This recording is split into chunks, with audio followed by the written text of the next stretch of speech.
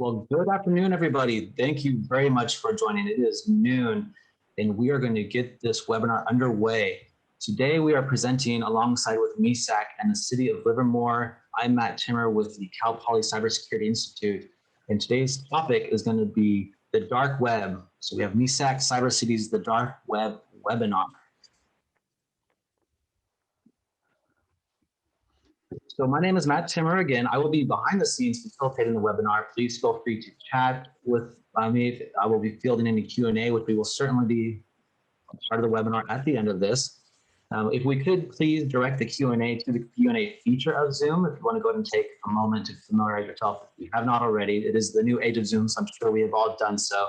I'll be monitoring both the Q&A and the chat if I can get talking to either. I will be fielding that to our panelists, which we do have a fantastic group ahead of us. You can see the second item here. The structure for today's webinar is going to be more of a conversation between our experts on the topic of the dark web. And this will be the bulk of the webinar, approximately 40 minutes. And again, we will have time at the end for Q&A.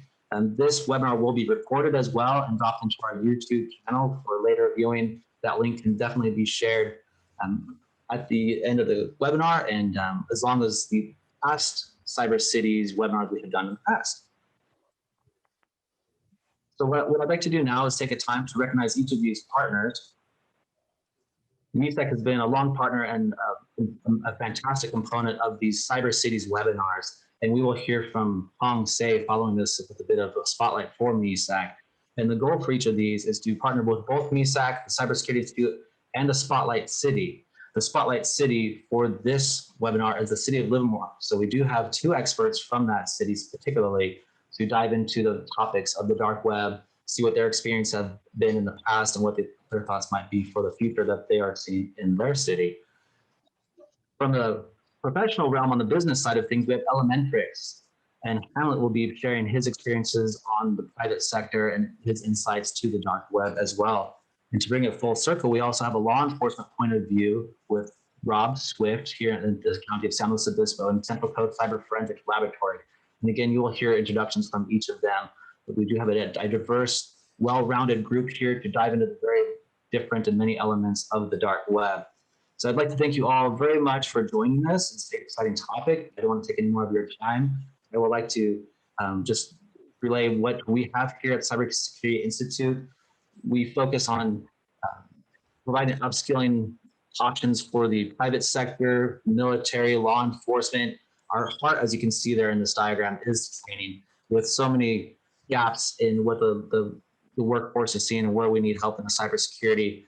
We are tied to Cal Poly, so we definitely have some fantastic and amazing interns, and they help build a lot of our programs and the training. We have some amazing competitions here. The Cybersecurity Innovation Challenge in the October, we're shooting to have over 2,000 different high school and junior high groups participate in this challenge of diving into cybersecurity and the space realm. So again, thank you for your time. I'm going to hand this over to Hong Se to give a little spotlight on MISAC itself. Good afternoon, and thank you, Matt. My name is Hong Se. I am the CIO with the City of Roseville, and I have the privilege today to be serving you as your 2021 MISAC President. And on behalf of MISAC, I want to welcome all of you to our third series of our mini Cyber Cities webinar. And we're pleased to be co-sponsoring this with the California Cybersecurity Institute at Cal Poly.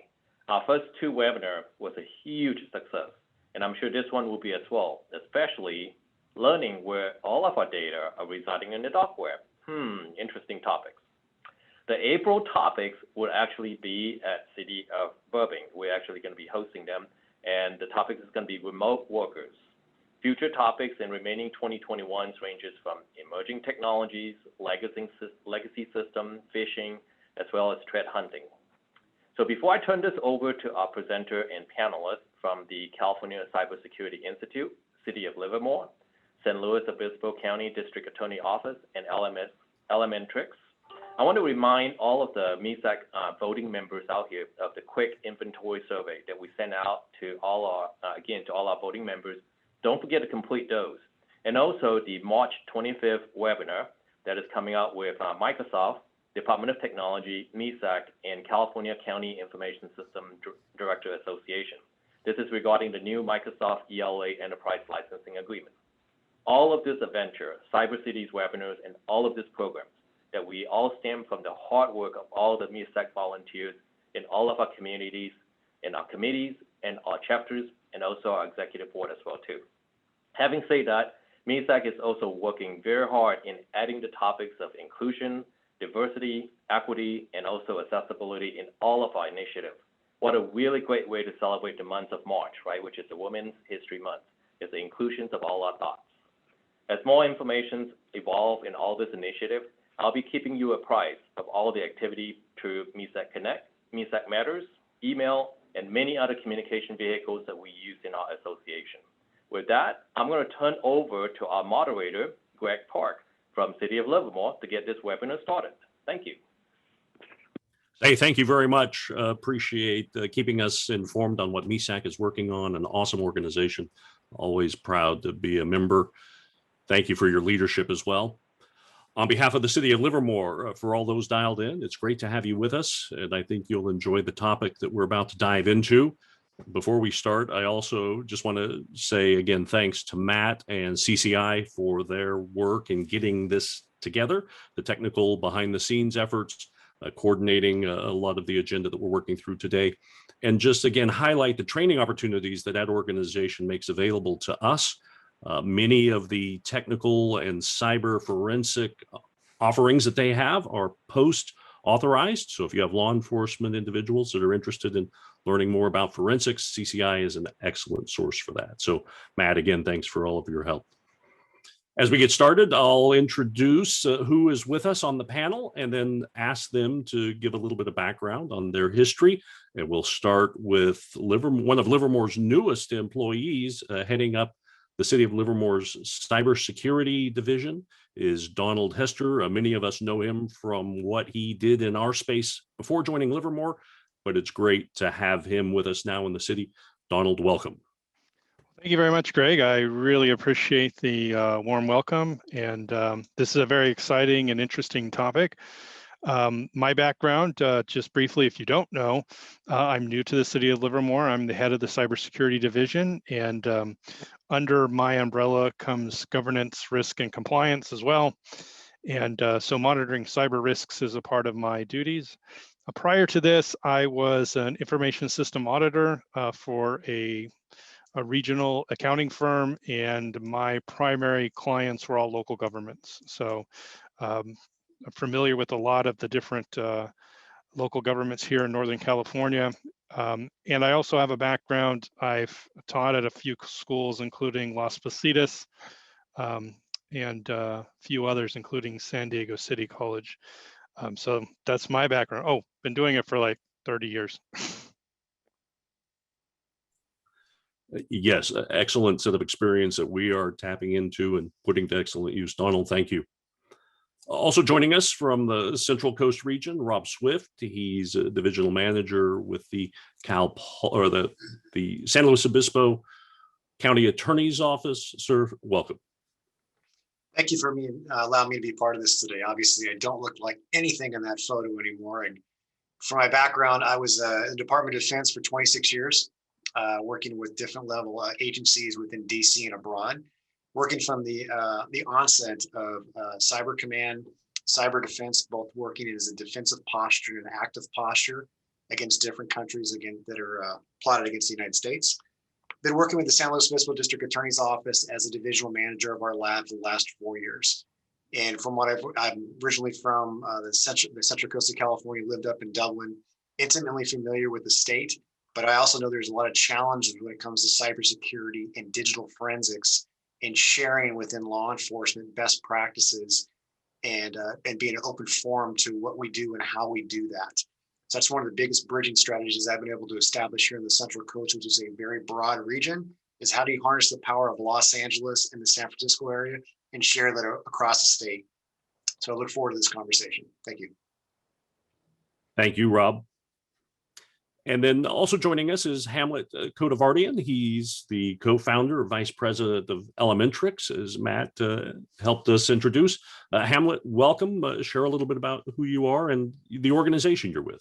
Yeah, absolutely. Greg, thank you. Matt, the CCIE, MISAC, appreciate the opportunity to be here on this panel. My quick background, I've been in technology for about 25 years, as a network engineer, sort of analyst, DevOps, and then eventually, working myself up to sort of a CIO, CTO position at my last firm, where I was as a large financial services firm that worked with public banks, obviously a lot of cybersecurity around that. And then about 4.5 years ago, we basically, got together with several really smart individuals and created LMNTRIX, which is a brainchild of our CEO, Carlo Minassian, who had actually kind of built a previous MSSP in Australia and sold that to NTT. So at LMNTRIX, what we've done is we've sort of taken a unified approach, a sort of a holistic and a sort of a multi-vector approach, which includes the dark web components and sort of unifies it all, and then is delivered to either public sector customers and private sector customers as a managed detection and response, or as an extended detection and response sort of platform. And so at a high level, that's what we do. And I'm sort of super excited, I think, to talk about some of the sort of, the dark web and the deep web and the surface web and all the sort of the components that all sort of come together. Awesome. Thank you. And by the way, go Bears. Go Bears. Well, with a little bit of background shared on our panelists, we'll jump right into the topic. I think I'd like to start with kind of, to each of you, what is the dark web and what is your primary interest or interaction with that topic and arena, essentially? Sure. So I'll talk through these because these are obviously some LMNTRIX marketing slides, but there are 3 components, and I'm sure a lot of the individuals already know this, but there is the surface web. This is something where you go to Google and you search for something and you get an answer or a link to some information. So that's the surface web. That's what most everybody's very familiar with. Then we sort of have the deep web, and the deep web it's basically your Gmail. It's behind some sort of paid wall. It's logging into the Wall Street Journal with a login. So that's the deep web, and those are distinct sort of things.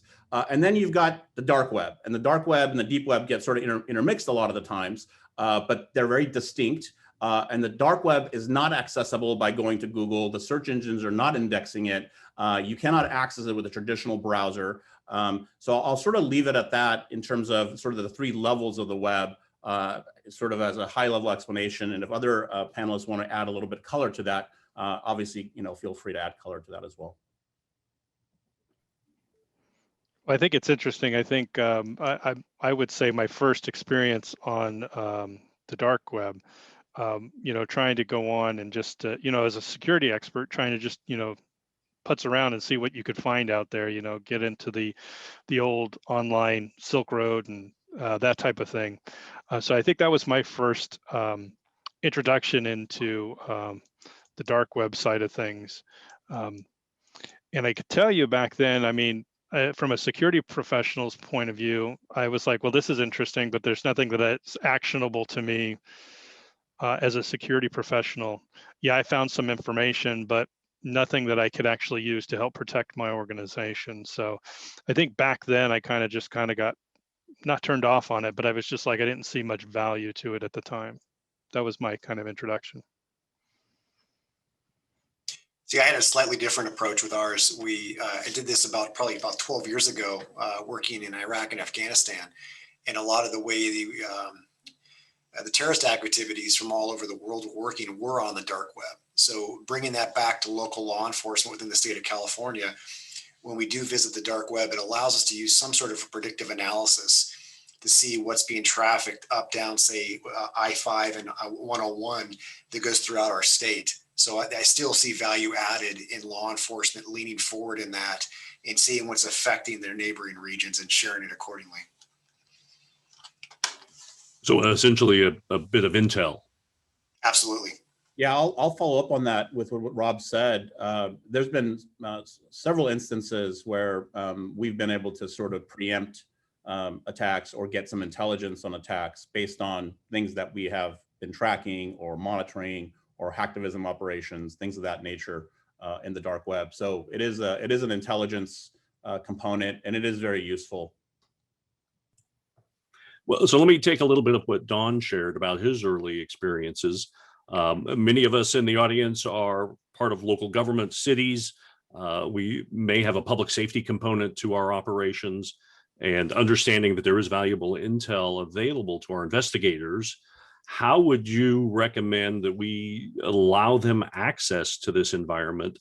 Don, you might want to talk a little bit about how you got there originally when you were looking in your early career. But then if our police departments, our investigation divisions come to us and say, hey, we really need to have a workstation that gets access to this, how do we set that up, or what considerations should we be concerned about?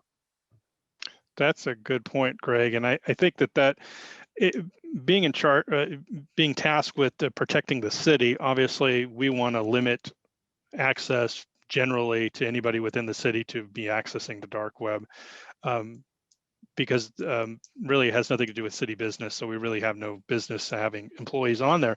However, that being said, law enforcement may need to use it. And so we're going to have to figure out a way of setting up or getting them a different internet connection that they can use. And they probably don't want it to be traceable back to where they're coming from. So obviously they'll use like the Onion browser. But those types of things are discussions that you have to have. And one of the things I'm really interested in, and if you have any questions out there, I mean, how many local law enforcement cities actually have the police department? Are they using actually the dark web, or are they using services that are monitoring the dark web rather than having city staff or police officers doing the monitoring? I think that's one of the biggest questions, because even at the city of Livermore, we don't have the staff time to have any of my IT folks go in and say, hey, I want you to go look on the dark web and look for any indications that the city has been hacked. There are services out there that provide that. And those are the types of things that obviously we would want to have as an input into our cyber risk management process, so that we could then respond to those. And also, we would hope that our MSSP is also monitoring those things, so that if our email addresses pop on the dark web, or any of our IP addresses, or any chatter about our particular local government pops, we want to know it. But I'm interested to see, as far as what other local governments, what are they doing? Are they actually spending any of the time and research in doing that? Because oftentimes, as a local government, we don't have the time or the staff or the budget to even get into that. Yeah, understand. Rob, it sounds like you might be in the middle of this space. How do you support the DA's office and your surrounding jurisdictions when it comes to my investigator needs to be able to get out there and see this for themselves? So many of our local law enforcement, the San Luis Obispo District Attorney's Office works with the 12 local law enforcement to include Cuesta College, Cal Poly, different state hospitals, working with the CHP, different law enforcement abroad. Many of us have our own separate IP address that allows us to do searching on the dark web that's not tracked back to our location. Not all do. So the purpose of standing up the Central Coast Cyber Forensics Lab is to have a uniform presence that's here that they can come and search for what their department needs. In tandem, we're working with our county IT. They're more the cybersecurity front, working as a CISO type of things of hacks, people tracking local officials, looking at different things that have to do with those vulnerabilities and threat vulnerabilities. And if it moves to the criminal side, then they could pass it off to us. That's kind of how we've worked in tandem, because most law enforcement have seen deep budget cuts. They don't have full-time analysts to sit there and do this type of things. And unfortunately, a lot of times we're being reactive. So by having a Central Coast lab like this, we can be a little bit leaning forward on this to stay a little bit ahead of the threat. But if it is identified, they have one uniform person to go to be able to look at it accordingly, that's up to speed on exactly how to search to find the threat in a time, in a very short amount of time, to be able to move forward. Because those things happen so quickly, especially when we do a lot of stuff that I'll talk about later with cryptocurrency and everything else. If you don't have a quick response time, it could be lost forever. And Rob, I wanted to ask you a question. I was reading a DOJ report that was very critical of how even the FBI doesn't really have a wide framework when they do these sort of investigations as it relates to the dark web, where separate teams are always sort of doing little things by themselves and sort of discovering things. And the DOJ had a sort of a very pretty critical report saying even the FBI doesn't really have a good framework where, you know, hey, these are the steps you need to take. These are the things you have to do without losing information, without having to, you know, go backwards in time. So I don't know if you've seen that, but I wanted to kind of sort of ask you about that, because it seems like a lot of law enforcement, they sort of work in these, you know, little bubbles, or something you've done where you've created sort of a multi-agency organization, but it feels like even the FBI doesn't really have a good handle on this even now. I think that what you're going to see is large markets have very good connectivity. When you look at the central coast of California, from say Monterey to Santa Barbara, out to the valley to Tulare County and Bakersfield and Fresno, it's almost a little bit of a void when it comes to having a lot of federal assets versus say San Francisco and LA. So what we were kind of created is to fill that void and share that openly information. So to share those best practices, because I always say best practices versus a standard operating procedure, because it changes and modifies so quickly, almost a day to day. You know, I look about digital forensics, and just when we figure out how to get into an iPhone with 14.4, here comes 14.4.1. And it completely changes how we have to overhaul things. And these are significant cases. These aren't just a smaller narcotics case. These are missing persons, officer-involved shootings, kidnappings. And to stay ahead of that and share it accordingly, it's not easy. And it's a huge market. And the state is vast and big. And how do you share those best practices with a very small county agency that may not have resources like we do? So we openly share that, maintain an open source website to be able to put out best practices to them. And if we cannot assist, we're able to point them to a federal agency that's adjacent to them so they can gain that access. That's at least how it's assisted with us. Rob, thank you for that. Hamlet, kind of understanding we've got, it appears, two different verticals for local government to be involved in the dark web. One would be specifically, as Donald shared, we're going to be tracking the IT risks and trying to understand what the dark web can share with us about where we have some challenges. And then what Rob is saying, you know, investigators and law enforcement are going to want to be able to get in and be active within that dark web environment. Hamlet, how does your organization or other experts in your space kind of help us tap into both of those opportunities? And how do we make sure that one doesn't really cross over into the other if there's any risks there? Yeah, good question, Greg. You know, one of the underlying assumptions I think everyone's sort of making as well is that when we're talking about the dark web, that it's all bad. What's interesting is, you know, all major newspaper organizations, New York Times, LA Times, Wall Street Journal, Facebook, all maintain onion sites. These are dark websites for, you know, anonymous whistleblowers, political dissent, anything of that nature. So I kind of want to talk about that, because about 50% of it still is being used for good purposes. And obviously this entire thing, and Rob is well aware of this, came out of the, you know, U.S. Naval Research Lab because they were trying to create a secure communications channel for basically U.S. spies. It never ended up being that. It ended up being sort of a tool for privacy and political dissent. And obviously it expanded beyond that now to, you know, drug trade and, you know, marketplaces and all that stuff. So there are a ton of obviously outside resources that are pretty cost effective for organizations, private enterprises such as LMNTRIX that do provide dark web services and monitoring. And basically from a technical perspective, how do we do it? We basically have crawlers, very similar to how sort of a Google works.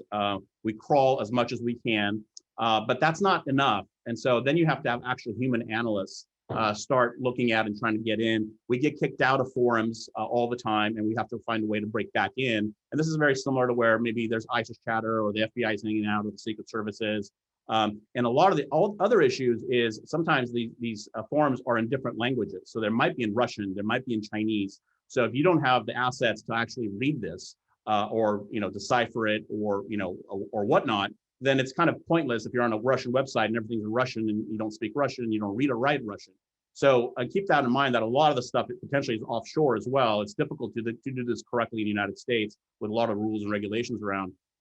So, you know, there are outside services. A lot of them are pretty good, you know, and you know, I would recommend that sort of public sector, take a look at them, evaluate them, and even ask them for an evaluation. We at LMNTRIX always do complimentary scans for organizations that are interested. Hey, here's a complimentary scan. Here's something that we found might be interesting. You may already know about it, but at least we do that for them. So.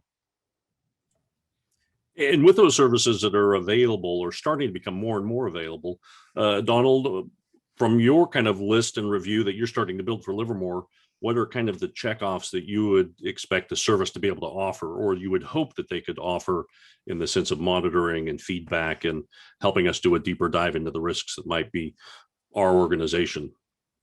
So what I found is really interesting. A lot of the different ones that I've seen online that are free that you can go into, they'll ask you for your domain names, and they'll come back and give you a list of any of your email addresses that have been sold or posted online from a data breach in the past, right? Some of those services are really great. They'll tell you, oh, it came from this data breach, or this group was selling these email addresses. And so I found that those were very interesting. I found more useful to that was that was a very useful tool in getting budget, right? So if you could go to the executives and say, look what we found on the dark web. Here's your email address and password that you used your city email address for LinkedIn, and it was compromised a few years ago, and here it is. That kind of raises their awareness. And when we're all competing for budgets, it's sometimes useful. And I'm not the kind of guy that likes to lead with fear, uncertainty, and doubt, but sometimes it's necessary for them to kind of understand what the risks are and kind of bring it home, kind of show them like, yeah, look, there is information on the internet about us in particular. What I really want to get out of this service, though, is a little bit more of a comprehensive view. And I know that there's some firms that are starting to do this, and we haven't really looked into it, but I would think that I would want somebody to monitor social media as well as the dark web, kind of pull those things together. And then also beyond that chatter is like, is it the same threat actors going after the same information? Not even sure if they can get that information, if they can find it. But it would be just kind of like anything you would do in the normal intelligence agencies, right? You gather in all these different data sources, and you kind of try to put it all together to kind of make heads or tails and see if there is any trends or any of that kind of stuff. I think that's where you could have a larger amount of data pools, not just from the dark web. And that's where I think organizations need to start leveraging AI and machine learning to kind of see, is there a greater threat? Has there been a lot of recent, inquiries on the our website from China to city council meetings? Seems like that would be something important to know, right? And then can that be correlated to other types of activities that we may see on the dark web at the same time? Because we do know that threat actors have been using information that they got from recordings of city council meetings and have tried to use that information in their phishing scams or their social engineering. So if I had a service, I want that kind of information so that I could then start making decisions on what we need to do to mitigate those risks. So a little bit more beyond what some of the other things that I've seen out there of doing. Because great, I got a list. I see some email addresses that were released. I want a little bit more than that. I'm just going to assume that that's happened in the past because that seems to be, a pretty safe bet. Well, I like your topic about integrating the dark web with the social media, and where can we do some deconfliction and find out what's kind of truth in that intel space. Rob, is that something that law enforcement is trying to correlate using the social media opportunities and matching them with the intel you're getting off the dark web? Yeah, the hardest thing is to figure out what's actually fact and fiction on social media. So I think that's the biggest thing that we steer away from. Where we really deal with the social media aspect, if we're dealing with our elected officials, Facebook, Instagram, Snapchat, what have you, if they have a public or a private profile, there's a lot of fake accounts out there. A lot of that has to do with, say, an elected official, whether it's a district attorney, whether it's a sheriff. They could have people that would go in and build fake accounts, and they'd go and solicit funds for an upcoming re-election campaign that's completely fictitious. So for us to have to actually find out who that is, contact the provider, which is Facebook, what have you, and to be able to contact and find that IPO and where it's at and who's doing it. And tragically, most of the time it is overseas. There's nothing really we can do other than going in and shutting down those said sites. So that's, aside from that, when it comes to the social media aspect, you could get into cyberbullying, the criminal threats to that aspect. We would only get that at the district attorney's office if we were going to move forward with a criminal probe, as opposed to handling inside. But sometimes we'll get stuff deferred to us from maybe from school resource officers, from elementary, middle school, or high school students, to be able to find that information out and be able to educate them accordingly on how to go about finding out who is conducting the nefarious activities. Thank you. Hamlet, any thoughts on that one topic? Yeah, I mean, this is kind of what we do a little bit, and I'm in agreement with Donald, is you can't just have these sort of slices of intelligence. The idea is to sort of overlay a lot of this together. So being able to monitor social media, being able to monitor the dark web, being able to monitor hacktivism operations, the stores, the Google Play Store, the Apple, Android, the Android store, the Google, the Apple Store, looking for credit card leakages. All of this should be sort of integrated. In fact, we had one well-known consumer brand call us. They had a thread on social media, and it was actually on Instagram. And if I said the name, you would know who it is. But somebody had posted, "Hey, nobody should be doing business with this organization. All of their data is on the dark web." Obviously, this immediately goes up to the CEO of this organization. CEO, brings in the CISO and says, "Hey, reach out to dark web resources and let's see if this is true." So they ended up calling us, and they're basically said, "Hey, we've gone through our systems. We don't think we've been breached. Can you verify and validate this threat that we saw on social media?" And so now this isn't a simple operation. This requires us to basically assign a couple of analysts, and it takes 5-6 months, because basically we go down there and we ask, "Hey, we pretend we're buyers, and we're looking for information to access this organization." And so they sit there and they're trying to verify whether we're law enforcement, whether we're the Secret Service. So nobody answers us for a long, long time. And so we've got some profiles down there that have been in there for well over a decade. Eventually somebody will come back and say, "Yeah, we have access. It's the cost is why," and we'll get into how that's done with cryptocurrencies.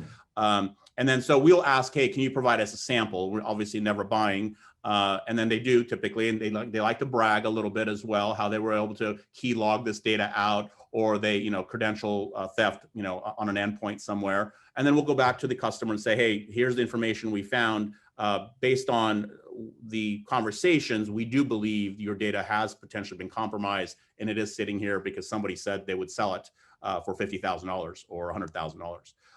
So having a service like that for cities, and this is not something that's you can automate. This is a human analyst driven work that takes a lot of sort of grunt and blood, and being very, very careful to sort of not obviously making sure you're not looking like law enforcement or a private organization that's doing this on behalf of a public entity. No, understand. Rob, similar to kind of how Hamlet is able to jump into the environment and kind of do that intel analyst work, your organization probably has some of those capabilities as well. But who else in California does law enforcement have that's available to assist us in those items if we have a crime or a case that we're working on that will require us to kind of get into the dark web and ask some questions about data that could be out there? So a lot of when it comes down to law enforcement is regional, and who owns the area, whether it's city, whether it's county, whether it's state run. If it goes beyond that, a lot of smaller departments, if you're in an area that's out in the countryside and you don't have the accessibility to some of these things, I always recommend going to the state and federal level, being it's Cal DOJ, the FBI, Secret Service, Department of Homeland Security. They have a lot of assets across the state and across the country they can bring in, whether it's an advisory role, a consultant role, or actually doing the work for you, depending on what it is. A lot of time that we've done basic cases, whether it's a criminal narcotics case, and it's not just minor narcotics cases. This is maybe a large fentanyl running ring coming from south of the border, from Midwest to here. That's where the federal side can come into it. And they have resources that most local law enforcement officers simply do not have. And they have, most importantly, the federal budgets that go along with that most of these small law enforcements don't have. So when in doubt, I would recommend at a minimum making the phone call. A phone call certainly wouldn't hurt. You're not tied to anything. It's more of an information sharing and gathering thing. And they're more often than not more than willing to point you in the right direction if they don't have the answer. Yeah, I second that, what Rob said. We always advise every customer to just call the local, Secret Service office, call the local area, say hi, make friends, because you never know when you might need them. On the operations side of the house, we've been making connections with our local fusion centers, which are part of the California Office of Emergency Services. Are they also a potential resource in the dark web side or an investigative side, at least maybe a gateway to Secret Service or FBI? Yes. In the California, the CHP is the state police, so they have a pretty broad spectrum working with those fusion centers. And most importantly, if you just make the phone call, if they can't help you because of whatever legal ramifications, they're going to tell you somebody within your local area that can.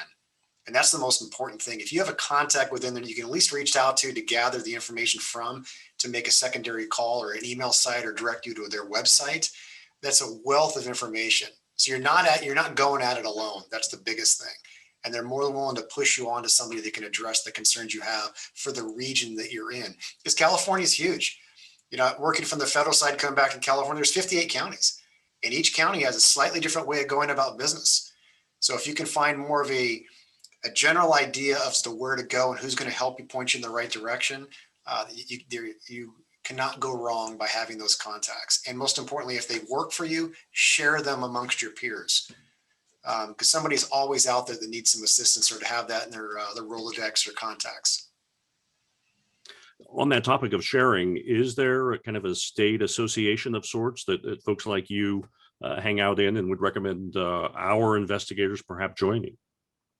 Well, when it comes to the law enforcement side, the California District Attorneys Association has a lot of openly, the CDA has a lot of information they share openly, and that's run by the Cal DOJ.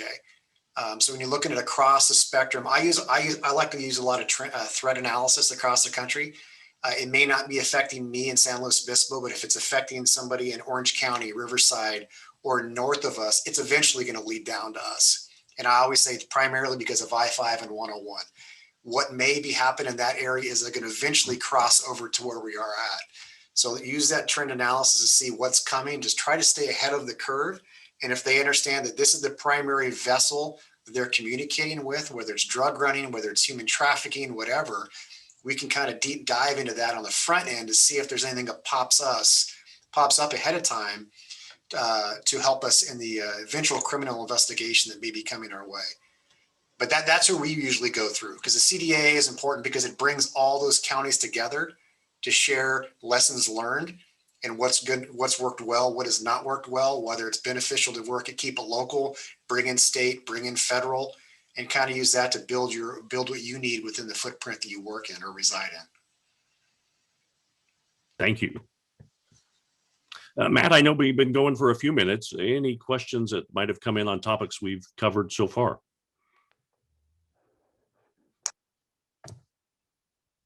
Yes, certainly we do have some questions here, and thank you all for taking the time. So Esteban Oliveira has asked, are there any open source crawlers that an organization like a public school district could use to monitor the dark web?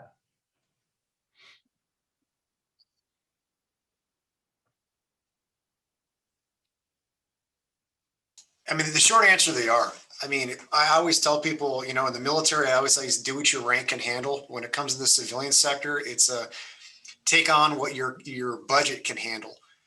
There are many of them that are out there that monitor open source intelligence, and you can target them in certain areas, whether it's social media, whether it's anybody that's using my name, similar to say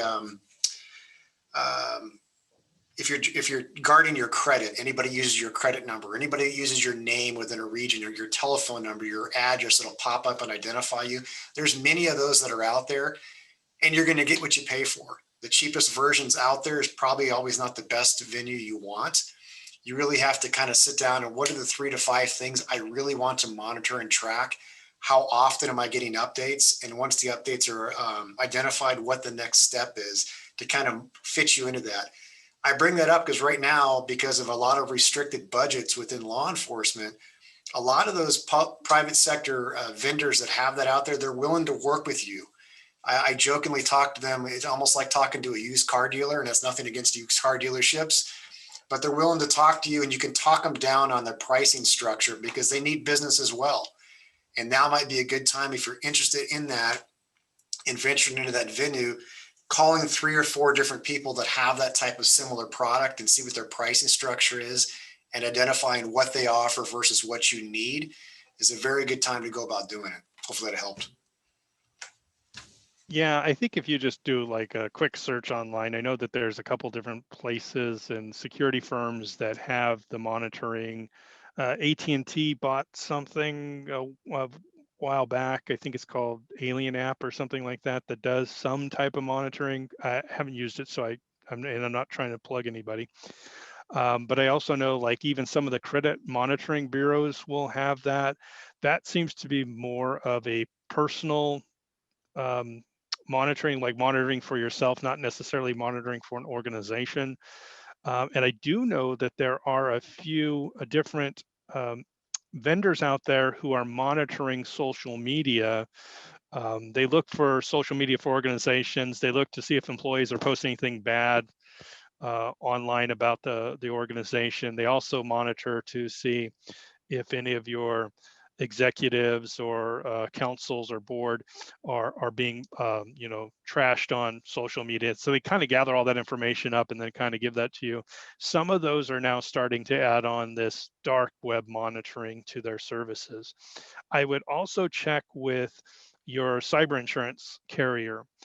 Some of the cyber insurance carriers are using for risk monitoring purposes, scanning the dark web to see if there is any chatter about you, and that can kind of help them determine what level of risk that you're at. So there's a bunch of services out there. I kind of think, and again, I don't want to plug anybody, but if I have like Hamlet's talking about, if there is a managed security service provider that you have that's monitoring other things for you, having them monitor that as well gives you either one pane of glass or one person to talk to kind of get that threat intelligence inside so that you can have that risk information and then make your decisions going forward.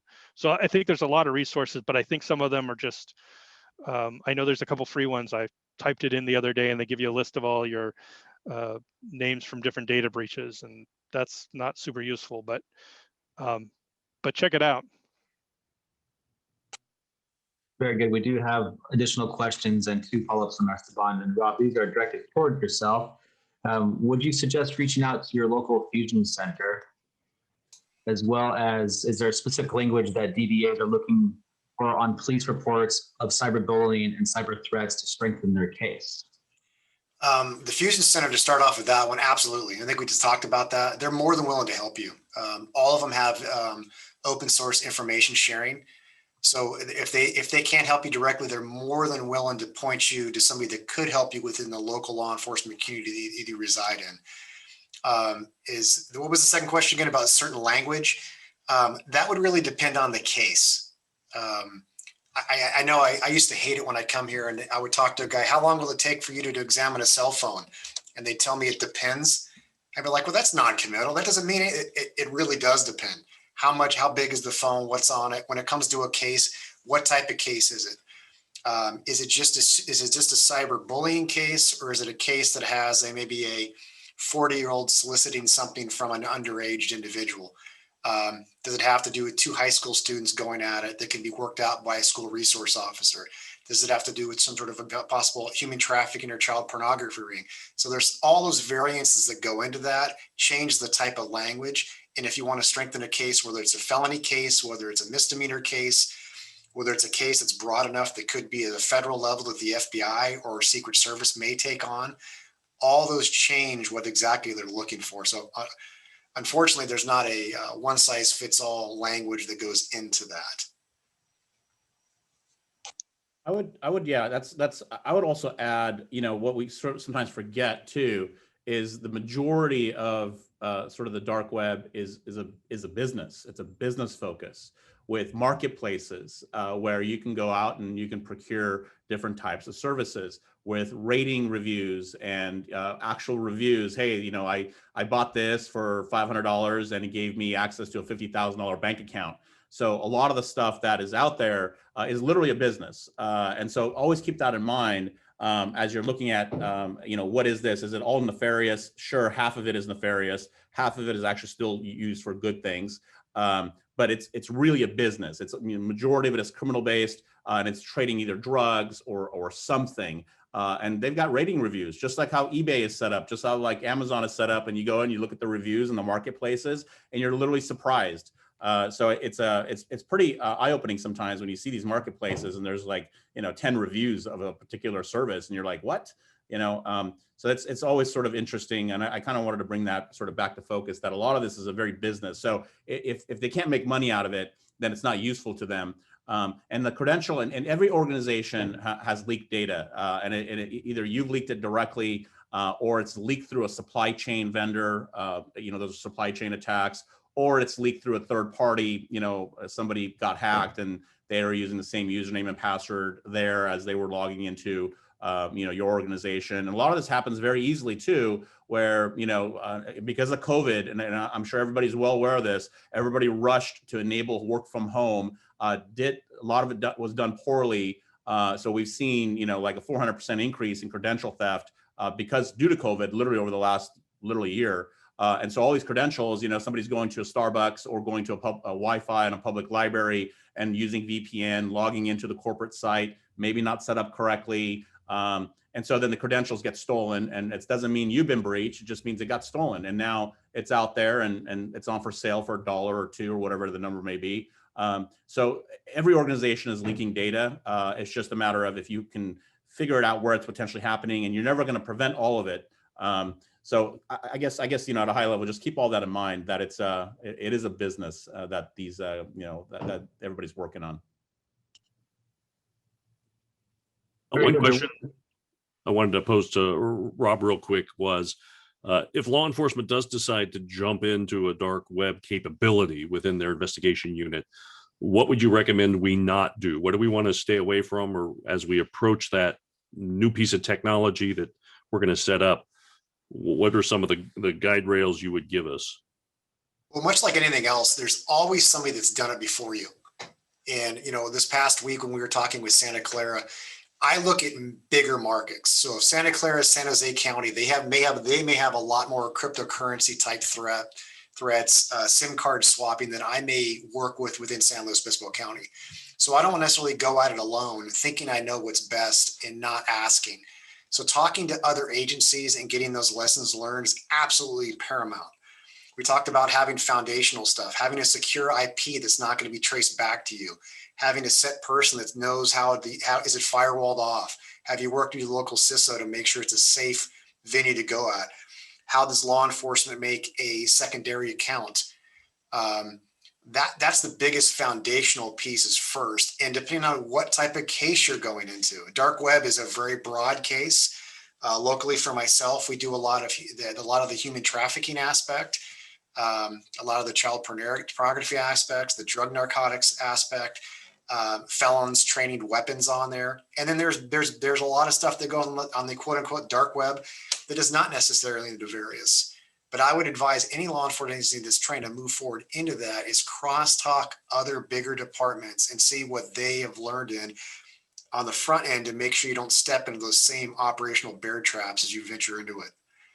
Because it's kind of tough to recover if you really step into it in the very beginning. I think we've all experienced that in one form or another. Excellent advice. Thank you. Matt, any other questions?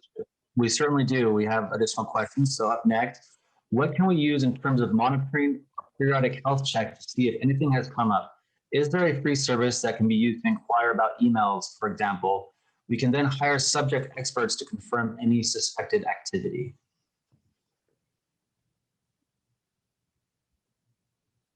I know a lot of local governments have KnowBe4 as a part of their security awareness. And one of their free tools on their website, if you look it up, you can type in your domain name and they can do a search of data breaches to see if any of your email addresses pop up in there. So again, that's one of those free ones that you can try. And again, there's other services that monitor that all the time. So if you're looking for a free one, then that's one that I'm aware of that has that. I don't know if anybody else knows any other free ones.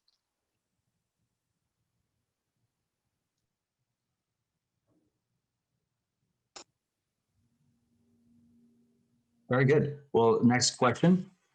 The question is, where can I go to get a basic rundown on how a subject in a criminal investigation would access the dark web with a cell phone?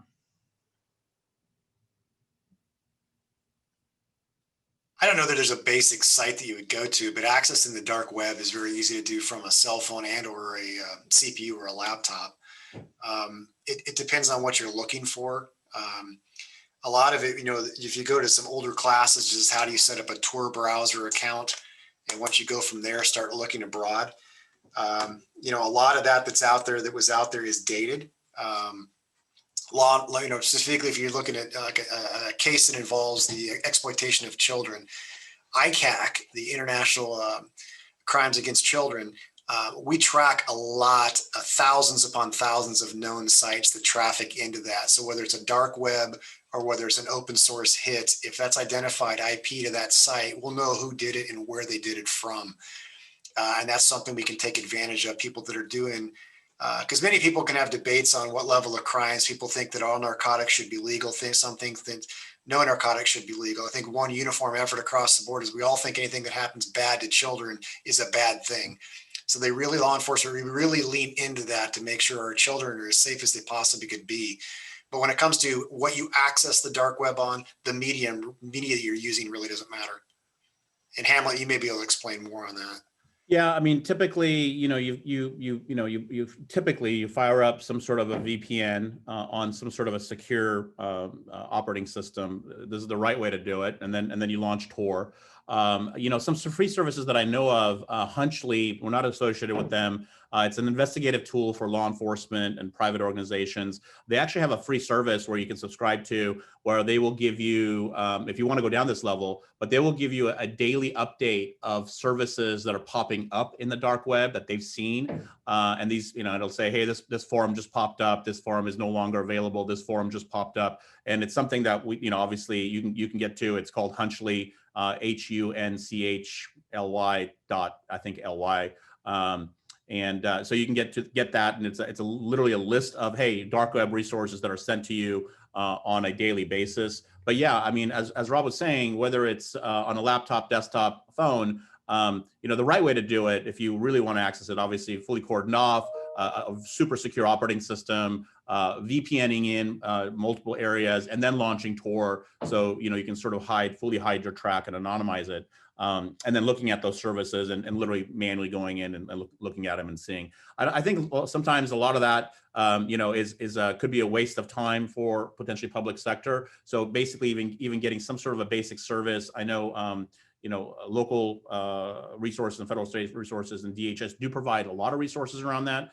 And then there are some free resources. Have I been pawned? Things of that nature. And if you see it there, you know, just change the employee's password right away.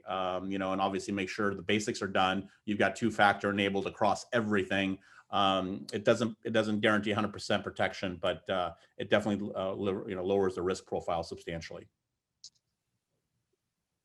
Thank you. Well, we do have 5 questions, and Rob, this one is more of a follow-up to what you already touched on a little bit. Perhaps we could quickly dig into just more details. The question is, will you please elaborate more on child porn and the dark web?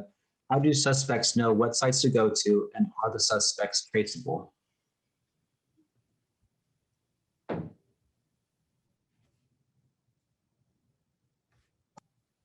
Rob, I think you need to hit mute there. Thank you. It's too bad you didn't hear it. That was the best point I made all day. The mute button continues to vex me on Zoom. So most importantly, it has to do with peer-to-peer contact. And the answer is, are they traceable? 9 times out of 10, they are. And that's where ICAC truly gets involved. That's a federally run service, both internationally and at home.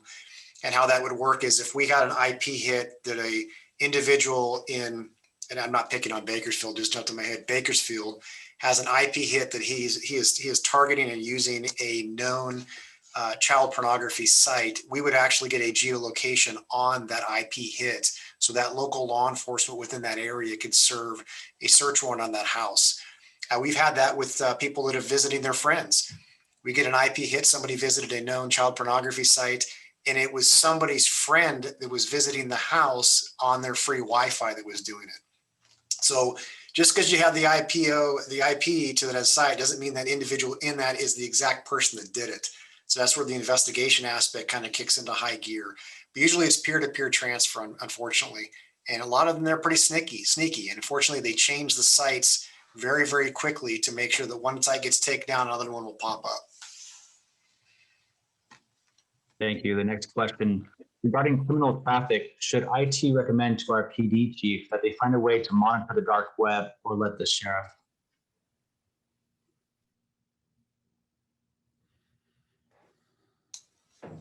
It depends on where it's found. I mean, you're going to bring it up to law enforcement and eventually district attorney's offices if there's criminal charges to be filed.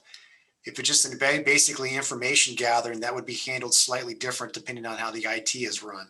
Because most local law enforcement, they don't have a full-time analyst to be able to do that unless it's in a slightly bigger market. I don't know if anybody else would recommend a different way. Of Donald, you may have a different way you may do it up at Livermore. No, I don't. On our side, we had a recent, this happens all the time, but we had a pretty large customer call us. They were hit with ransomware. Obviously, we went in and helped them recover from that and all that. But then, we'd like to take it a step further beyond that. Where was it initially launched from? And so we actually started, and we hadn't told the customer that we were doing this, but it took us about 4 weeks. We actually tracked the threat actors to Malaysia. We got access to their forum. We figured out their aviator name. Unfortunately, they're in Malaysia, so they can't be extradited. But that is information, if it was enough information, if they were in the United States or Canada, Australia, the UK, we would give that to the customer, and the customer could potentially take that to the local law enforcement Secret Service. And if we've done enough work, then, hey, we think this is the individual. And if they're in one of those 5 countries, there's opportunity that law enforcement, federal, can potentially extradite those individuals for a ransomware attack that just caused $1 million in damage. So that's something that there are services out there that do that, and we've done that in the past. So. Very good. Next question here. Can you describe your dark web monitoring experiences using MSSP services?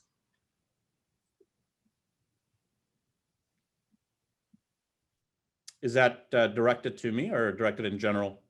Just to the group, more of a dark web monitoring experiences using MSSP services.